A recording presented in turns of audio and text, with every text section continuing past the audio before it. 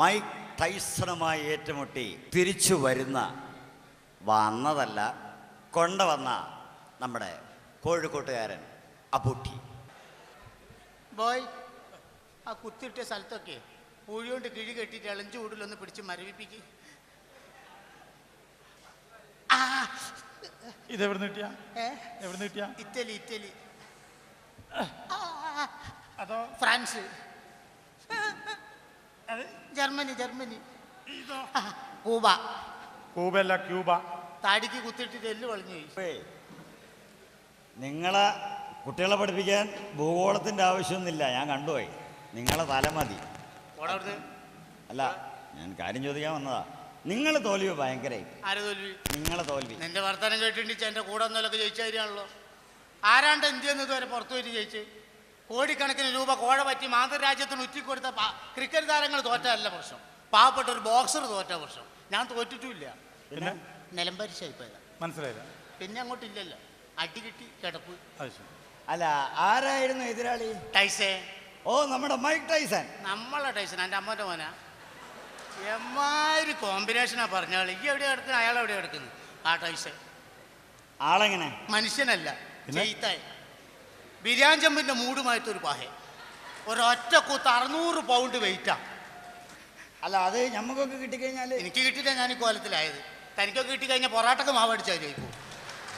എത്ര റൗണ്ടായിരുന്നു മത്സരം? 4 റൗണ്ട്. ആദ്യത്തെ റൗണ്ടിൽ അവൻ ജയിച്ചു. രണ്ടാമത്തെ റൗണ്ടിൽ ഞാൻ തോറ്റു. മൂന്നാമത്തെ റൗണ്ടിലാണ് അവൻ ജയിച്ചു. 4ാമത്തെ റൗണ്ടിൽ ഞാൻ തോറ്റു. ഇതിപ്പോ 4 റൗണ്ട് നീന്നല്ലേ തോറ്റ്? വർത്താനം കേട്ട ജയിച്ച കാര്യമാണല്ലോ. നിങ്ങൾ ധൈര്യപൂർവ്വം റിങ്ങിലേക്ക് എടുത്ത് ചാടി. ഇവനെ കണ്ടിട്ട് എന്നെ ഒരു ഉന്തിയിട്ടതാ. ചാടി ഉടനെ നിങ്ങൾ ടൈസൺ ഒന്ന് കൊടുത്തിട്ടുണ്ടോ? എനിക്കൊന്ന് കിട്ടി. 600 പൗണ്ടിന്റെ ഒരൊറ്റ കുത്ത്. അതോടുകൂടി എന്റെ മസ്തിഷ്കം തിരിഞ്ഞു. എന്ത്? സംസ്കൃതത്തിൽ ബുദ്ധിന്റെ പേരാ മസ്തിഷ്കം. ബാക്കിലായി പോയി ബുദ്ധി. അത് നേരെ മുന്നോട്ട് വന്ന് മൂക്ക് കൂടെ വിളിച്ച് വായയിൽ വെച്ച് ഒരു വെളുത്ത സാധനം പുറത്തേക്ക്. എന്താണ്? തലച്ചോറ്. എന്ത് ചെയ്ത്? മിക്സിന്റെ ഡപ്പി അടിക്കുന്ന അറിയണ്ടില്ല, അങ്ങോട്ട് കയറിപ്പോയി. പിന്നെയും കുത്തി. പിന്നെയും കുത്തി. പിന്നെ സംഗീത കച്ചേരിക്ക് ഘടം വായിക്കുന്ന മാതിരി മടിയിൽ വെച്ച അയാൾ വൈകുന്നേരം വരെ കുത്തിയിരുന്നു. ബോധമില്ലല്ലോ. ഈ സമയത്ത് നിങ്ങളുടെ കോച്ച് എവിടെയായിരുന്നു? ആ ചേട്ടനെ കാത്തിട്ടാണ് നിൽക്കുന്നത്. എന്നിങ്ങനെ പറഞ്ഞ് പ്രലോഭിച്ച് റിങ്ങിലേക്ക് ഉന്തിയിട്ടിട്ട് പെരുമ്പാമ്പന്റെ മാതിരി ടൈസനെ തച്ച് കൊല്ലുമ്പോൾ ഗാലറി ഇരുന്നിട്ട് കോച്ച് കൈയടിക്കുക. വാ വാ വാ വാ, കൊല്ലുവാഹനെ. അപ്പോൾ തൊട്ടെടുത്തിരിക്കുന്ന പത്രലേഖൻ ചോദിച്ചു, നിങ്ങൾ എന്ത് ബോറാ കളിക്കുന്നത്? നിങ്ങൾ അവൻ്റെ കോച്ചല്ലേ എന്ന്. ഉടനെ എൻ്റെ കോച്ച് പറഞ്ഞെന്താ? ഞാൻ അവൻ്റെ കൂടെ വന്നല്ല, ടൈസന്റെ കൂടെ കളി കാണാൻ വന്ന ആളാണ്. കൂറുമാറി. അല്ല, ഒരു കാര്യം, സത്യത്തിൽ നിങ്ങൾ ബോക്സ് അല്ലടാ, ഞാൻ ഹോട്ടലിൽ വെള്ളപ്പത്തിൽ മാവടിക്കുന്ന ആളാ. ഈ കളിയുടെ പ്രത്യേകത എന്ന് പറഞ്ഞിരിച്ചാൽ തോറ്റു കഴിഞ്ഞാലും പൈസ കിട്ടുന്ന ഒരു സ്പോർട്സാണ്. അപ്പൊ എങ്ങനെ രക്ഷപ്പെട്ടു എന്നുള്ളതാണ്. ടൈസനോട് ഞാൻ പറഞ്ഞു, ഞാനിങ്ങനെ പയ്യാനക്കളാൻ എന്നെ ഒന്ന് വിട്ടു തരാൻ 4-5 പെൺകുട്ടികളാണ്. തോറ്റു കഴിഞ്ഞാലും പൈസ ഇട്ടിച്ച് വന്നാണ്. ടൈസൺ എന്നെ മൊത്തം നോക്കി. അവന്റെ കുത്തിന്റെ വെയിറ്റ് 600. ഞാനില്ല, ഞാൻ അതിനില്ല. 6 കുത്തല്ല, തേമ്പ്. അതോടുകൂടി കാളണ്ടി നടുവടിഞ്ഞ ഏരിയയായി പോയി. ലജ്ജാവതിയെ നിന്റെ കള്ളക്കട കണ്ടിൽ ആരെങ്കിലും കണ്ടോ? നമുക്കെന്താ, നമ്മള് മുതലാളി തൊഴിലാളി മേഡം എടി കുണുങ്ങി ഇങ്ങനെ സൊസൈറ്റി ഒരു നടക്കല്ലേ. ഒരു സൊസൈറ്റി കഴിഞ്ഞാൽ വേറൊരു സൊസൈറ്റി. നമ്മളെ നോക്കാൻ എവിടാ നേരം? മോനോ? എടി ദൈവമേ, അവനെ മന്ദബുദ്ധിയായിട്ടാ ജനിപ്പിച്ചത്. നമ്മുടെ ഈ കാര്യങ്ങളൊന്നും കാണാതിരിക്കാൻ വേണ്ടിയാ. നീ വന്ന് നമുക്ക് വീണനെ കേട്ടോ. അതെ നമ്മുടെ പറഞ്ഞ നമ്മുടെ ശാന്തേച്ചി പാവല്ലേ, ശാന്തേച്ചിയുടെ മുതുകത്തുണ്ടല്ലോ ഒരു കൊതുക് ഒന്ന് കടിച്ചടാ. ഞാൻ ആ കൊതുകിനെ തട്ടി ഇങ്ങനെ മാറ്റിയടാ. അപ്പൊ ഇന്നലെ കൊതുക് കടിച്ചിരുന്നല്ലോ. ഇന്നലെ ഇവിടെ ഭയങ്കര കൊതുകാണ്. ഇന്നലെ ഇവിടെ തന്നെ കൊതുക് കടിച്ച് തട്ടിയതല്ലേ അല്ലേ? ഡാഡി സ്ഥിരമായിട്ട് കുറെ ദിവസമായി നിങ്ങൾ കൊതുകിനെ കടിപ്പിച്ചുകൊണ്ടിരിക്കണം. ഞാനത് മമ്മീനോട് പറയും. മമ്മീനോട് നീ എന്താ പറയാ? ഞാൻ ഈ പ്രശ്നം ഞാൻ പറഞ്ഞിരിക്കും.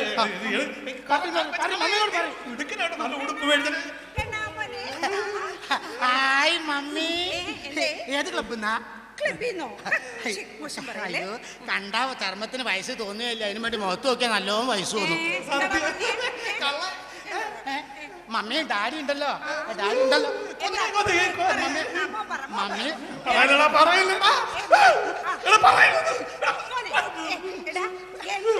വീട്ടിൽ തള്ള ഞാൻ പറഞ്ഞുതരാം. മമ്മീന്റെ പുറത്ത് ഇടക്കിടക്ക് ഇങ്ങനെ കൊതു കടിക്കല്ലേ, അത് സ്ഥിരമായിട്ട് ചൊറിഞ്ഞല്ലേ നമ്മളെ പാല് കറക്കാൻ വരുന്ന വിലായിട്ടാട്ടിനല്ലേ. അതേമാതിരി ഉണ്ട് അടിച്ചു തരുന്ന ശാന്തന ദിവസം ഇവിടെ ആടിയാ ചൊറിഞ്ഞു കൊടുക്കാം.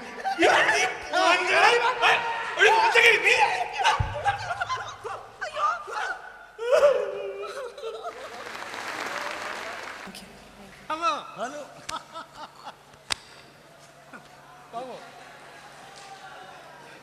എവിടെ? ഇതാണ് എന്റെ 3 സ്റ്റാർ ഹോട്ടൽ. നിന്റെ അധ്വാനത്തിന്റെ ഫലം. ഞാൻ അന്ന് തന്റെ കൂടെ ഒക്കെ പഠിച്ചിട്ട് നാട് വിട്ട് പോകുന്നതിനെ കൊണ്ട് ഞാൻ രക്ഷപ്പെട്ടു. താനിപ്പോൾ അണ്ടി കഞ്ഞി തന്നെ. കുഴപ്പമൊന്നുമില്ല, അവായി വേറെ ആളതാ. അമ്മയ്ക്ക് അച്ഛനൊക്കെ സുഖം? അമ്മയ്ക്ക് അച്ഛനൊക്കെ സുഖം. അപ്പോൾ നമുക്ക് ഫുഡ് കഴിക്കാം.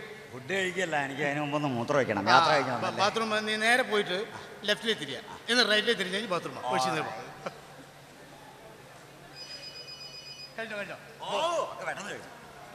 ഇത് 5 സ്റ്റാറാ? അല്ലല്ല, 3 സ്റ്റാറാ. ആര് പറഞ്ഞു 5 സ്റ്റാർ? അത് അല്ല, ഞാൻ നുണ പറയാറില്ല, ഇത് 3 സ്റ്റാർ ആണ്. 5 സ്റ്റാർ ആണെന്ന്? അല്ല, അത് എങ്ങനെ പറയാൻ കാരണം? ആ ബാത്റൂം കണ്ടാൽ തന്നെ അറിയില്ലേ? എന്തില്ല, വാതിൽ തുറക്കുമ്പോ ലൈറ്റ് കത്തുക, വാതിൽ അടയ്ക്കുമ്പോ ലൈറ്റ് കെടുക, തുറക്കുമ്പോ കത്തുക, അടയ്ക്കുമ്പോ കെടുക. മാത്രല്ല നല്ല തണുപ്പ്. ബാത്റൂം AC അല്ലേ?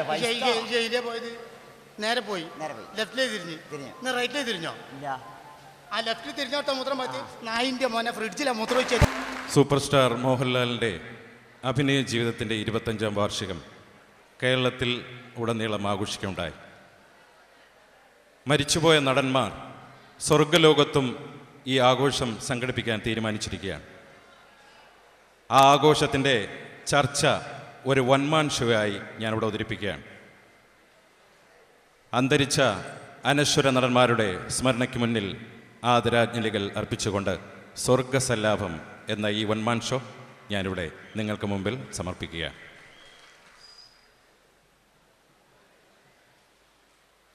ദിവംഗതരായ സഹപ്രവർത്തകർ, ജീവിച്ചിരിക്കുന്നവർക്ക് മാത്രമല്ല മരിച്ചുപോയ നമുക്കെല്ലാവർക്കും പ്രിയങ്കരനാണ് ശ്രീ മോഹൻലാൽ. മോഹൻലാലിൻ്റെ അഭിനയ ജീവിതത്തിൻ്റെ 25ാം വാർഷികം കേരളത്തിൽ എന്ന പോലെ ഈ സ്വർഗത്തിലും ആഘോഷിക്കാനാണ് നാം എല്ലാം ഇവിടെ കൂടിയിരിക്കുന്നത്. കലാപരിപാടി പെരുത്ത് കുഷി. എന്താടോ വാലമൂടായത്? എന്തെങ്കിലും പറയാനുണ്ടെങ്കിൽ നേരെ ചൊവ്വേ ശുദ്ധ മലയാളത്തിൽ അങ്ങോട്ട് പറയുക. ഇതൊരുമാതിരി എൻ്റെ പൊന്നു ചങ്കരാടി, ആഘോഷ പരിപാടികളുടെ കൂട്ടത്തിൽ കലാപരിപാടികളും വേണമെന്നാണ് ആദ്യം മുടം പറഞ്ഞതിൻ്റെ പൊരുൾ. കലാപരിപാടികൾ മാത്രം പോരാ, ചില കായിക പരിപാടികൾ വേണം. I mean sports. കമ്പി വളയ്ക്കൽ മത്സരം, കുതിരയെത്തടവൽ മത്സരം, ചീങ്കണ്ണിയുടെ വാ പൊളിക്കൽ മത്സരം. ഇതൊന്നും പോരാഞ്ഞിട്ട് ഹെലികോപ്റ്ററിൽ തൂങ്ങിക്കിടക്കൽ മത്സരം. അയ്യോ പാവം, കമ്പിയും കുതിരയും ചീങ്കണ്ണി. എൻ്റെ പൊന്നജയ, ഇനിയെങ്കിലും നിർത്തിക്കൂടെ നിന്റെ അഭ്യാസം? പാവം ഹെലികോപ്റ്റർ, ഇനിയെങ്കിലും അതിനെ വെറുതെ വിട്ടുകൂടെ? പറയൂ ജയ, പറയൂ. ഇതിന് എനിക്കൊരൊറ്റ മറുപടിയെ പറയാനുള്ളൂ. ഹെലികോപ്റ്ററുകളില്ലാതെ എനിക്കെന്താഘോഷം? കമ്പി വളയ്ക്കലും കുതിരയെത്തടലുമൊക്കെ മത്സരമിനമാക്കുകയാണെങ്കിൽ ഒരു ബലാത്സംഗ മത്സരം കൂടി സംഘടിപ്പിക്കണമെന്നാണ് എനിക്ക് നിങ്ങളോട് പറയാനുള്ളത്. ചൊട്ടേല ശീലം ചുടലവരെ എന്ന് കേട്ടിട്ടുണ്ട്. ഇതിപ്പം ചുടല കഴിക്കും. ഒരു നല്ല പരിപാടിയുടെ ഇടയ്ക്ക് ഇത്തരം വൃത്തികെട്ട പരിപാടികൾ വേണോ എൻ്റെ ഉമ്മറെ? അനാവശ്യം പറഞ്ഞാൽ നിങ്ങളുടെ വായി ഞാൻ പൂഴിമണ്ണ് നിറയ്ക്കും. ബലാത്സംഗം എന്നതുകൊണ്ട് ഞാൻ ഉദ്ദേശിച്ചത് അഭിനയമാണ്. എത്രയോ സിനിമകളിൽ ഷീലയും ജയഭാരതിയും ശാരദയും ഒക്കെ ഞാൻ ബലാത്സംഗം ചെയ്തിരിക്കും. അത് അഭിനയമായിരുന്നില്ലേ? ഉമ്മർ സാറൊന്ന് ചുമ്മാതിരി. പറഞ്ഞ പോലെ ചെയ്യുന്നവൻ ആ ജയൻ. ബലാത്സംഗ മത്സരത്തിന് പേര് രജിസ്റ്റർ ചെയ്യുമ്പോൾ എൻ്റെ പേരും കൂടി രജിസ്റ്റർ ചെയ്തു. അല്ല പിന്നെ ആദ്യം കലാപരിപാടികൾ, അത് കഴിഞ്ഞ് മതി നമുക്ക് കായിക പരിപാടികൾ. ഒക്കെ നല്ല പരിപാടികളായിരിക്കണം. ഒരു ചീത്ത പരിപാടി പോലും ഉണ്ടാകരുതെന്നാണ് എനിക്ക് നിങ്ങളോടൊക്കെ പറയാനുള്ളത്. കലാപരിപാടി എന്ന് പറയുമ്പോൾ ഞാനും വിജയശ്രീയും അഭിനയിക്കുന്ന മരം ചുറ്റിപ്രേമം എന്ന നാടകം കളിച്ചാലോ എന്നാലോചിക്കുകയാണ്. നാടകം വേണ്ട, കോമഡി മതി, കോമഡി സ്കിറ്റുകൾ മതി. ഞാനും സഹകരിക്കാം. എൻ്റെ പൊന്നുക, മസിൽ വരുത്ത നിന്റെ ഈ ശരീരവും ഒരുമാതിരി ഇരുമ്പിൻ്റെ ശബ്ദവുമൊക്കെ വെച്ചുകൊണ്ട് നീ എങ്ങനെ, അല്ലെങ്കിൽ എന്ത് കോമഡിയാണ് കാണിക്കാൻ പോകുന്നത്? പയ്യൻ സുഖു, കേരളത്തിലെ 100 കണക്കിന് വരുന്ന എൻ്റെ ഡ്യൂപ്പുകൾ പല ചാനലിലൂടെയും കാണിച്ചു കൂട്ടുന്ന കോമഡി ഞാൻ കണ്ടിട്ടുണ്ട്. ഡ്യൂപ്പുകൾക്ക് കോമഡി കാണിക്കാമെങ്കിൽ എന്തുകൊണ്ട് ഒറിജിനൽ എനിക്കതായിക്കൂടാ? പിന്നെ കളിയാക്കുന്നതിനും ഒരതിരൊക്കെ ഉണ്ട്. അങ്ങനെ കളിയാക്കുന്നവൻ ആരായാലും എന്താ ചെയ്യായി? ജീവിച്ചു പോട്ടെ ജയ, ജീവിച്ചു പോട്ടെ. നസീർ സാറേ, എൻ്റെ കൈവശം ഒരു ഹാസ്യ നാടകമുണ്ട്. കോമഡിക്ക് കോമഡി, തശാമയ്ക്ക് തശാമ. നാടകത്തിൻ്റെ പേര് യൂണിയൻ തങ്കമ്മയും വല്ലാത്ത തണുപ്പും. നിങ്ങൾ ആരും ബഹളം വെക്കരുത്. നമുക്ക് പറ്റിയ ഒരാൾ അതാ വരുന്നു. ആനക്കാട്ട് ഈപ്പച്ചൻ, പള്ളിക്കുളത്തിൽ പോകാത്തവനായ ഈപ്പച്ചൻ അതാ വരുന്നു. നേരാ തിരുമേനി, ഈപ്പച്ചൻ പള്ളിക്കുളത്തിൽ പോയിട്ടില്ല. മരം വെട്ടുകാരനായിരുന്നു എൻ്റെ അപ്പൻ. കൺമുമ്പി വെച്ച് എൻ്റെ അമ്മച്ചിയെ കയറി പിടിച്ച റേഞ്ചർ സാഹിബിനെ ഒറ്റ വെട്ടിന് 2 തുണ്ടമാക്കിയിട്ട് എൻ്റെ അപ്പൻ ജയിലിൽ പോകുമ്പോൾ എനിക്ക് 9 വയസ്സ് പ്രായം. മിസ്റ്റർ സോമൻ, നിങ്ങൾക്ക് 9 വയസ്സാണോ 10 വയസ്സാണോ പ്രശ്നം? മോഹൻലാലിൻ്റെ രജത ജൂബിലി ആഘോഷത്തിനോടനുബന്ധിച്ചുള്ള ആഘോഷ പരിപാടികളെ കുറിച്ചാണ് ഇവിടെ ചർച്ച ചെയ്തുകൊണ്ടിരിക്കുന്നത്. ചുമ്മാതല്ല ഇവിടെ ഒരു കശാപിശ ഇല്ലയോ? എന്നാൽ സംഗീതവും തമാശയും ഒത്തുചേർന്ന പുതിയൊരു ഐറ്റം ഉണ്ട്, സിനിമാറ്റിക് ഡാൻസ്. അത് നല്ല ഐഡിയയാണ്, സിനിമാറ്റിക് ഡാൻസ്. അങ്ങനെയാണെങ്കിൽ നമുക്ക് വിജയശ്രീയും റാണി ചന്ദ്രയും കൂടെ വിളിക്കാം. എനിക്കും അവരോടൊപ്പം ഡാൻസ് ചെയ്യാനും കൂടെ കൂടെ അവിടെ പുറകിൽ ചെന്ന് ഓരോ തട്ട് കൊടുക്കാനും പറ്റും. നസീർ സാറേ, മരിച്ചാലും വിടുകയല്ല ഇല്ലയോ? സിനിമാറ്റിക് ഡാൻസ് ആണെങ്കിൽ ഞാനും ഒരു കൈ നോക്കാം. എൻ്റെ പൊന്നു ചെയ്യാ, നീ ഡാൻസ് കളിക്കുന്നതൊക്കെ കൊള്ളാം. ഡാൻസ് കളിച്ച് പരിപാടി നീ കുളമാക്കരുത്. കുളത്തിൻ്റെ കാര്യം പറഞ്ഞപ്പോഴാണ് ഓർത്തത്, ഒരു ചീങ്കണ്ണിയെ കിട്ടിയിരുന്നെങ്കിൽ അതിൻ്റെ വാ പൊളിച്ച് നോക്കാമായിരുന്നു. അതിൻ്റെ ആവശ്യമുണ്ടെന്ന് തോന്നുന്നില്ല. കാരണം നിന്നെ കാണുമ്പോൾ തന്നെ ചീങ്കണ്ണി അറിയാതെ വാ പൊളിച്ചു പോകും. ജയം കുഞ്ഞേ, ഓടിക്കോ ഓടിക്കോ. യമകിങ്കരന്മാര് ജയം കുഞ്ഞിനെ അന്വേഷിച്ചു വരുന്നു. എന്തെങ്കിലും പ്രശ്നമുണ്ടോ? പ്രശ്നമുണ്ടോ എന്ന് ചോദിച്ചാൽ, സ്വർഗത്തിൻ്റെ ബോർഡറിൽ വെച്ച് കാലൻ്റെ പോത്തിനെ ഞാൻ എണ്ണയിട്ട് തടവാൻ നോക്കി. കമ്പി പോലെയും അമ്പ് പോലെയും ഇരിക്കുന്ന പോത്തിൻ്റെ കൊമ്പ് വെല്ലുപോലെ ഞാനൊന്ന് വളയ്ക്കാനും നോക്കി. എന്നിട്ട് എന്ത് സംഭവിച്ചു ജയ? ഒടിഞ്ഞുപോയി. എന്ത്? കാലൻ്റെ പോത്തിൻ്റെ കൊമ്പ് ഒടിഞ്ഞു പോയെന്ന്. ഇനിയിപ്പോൾ നമ്മൾ എന്ത് ചെയ്യും? ഒടിഞ്ഞത് പോത്തിൻ്റെ കൊമ്പല്ല, എൻ്റെ കൈകളാണ്.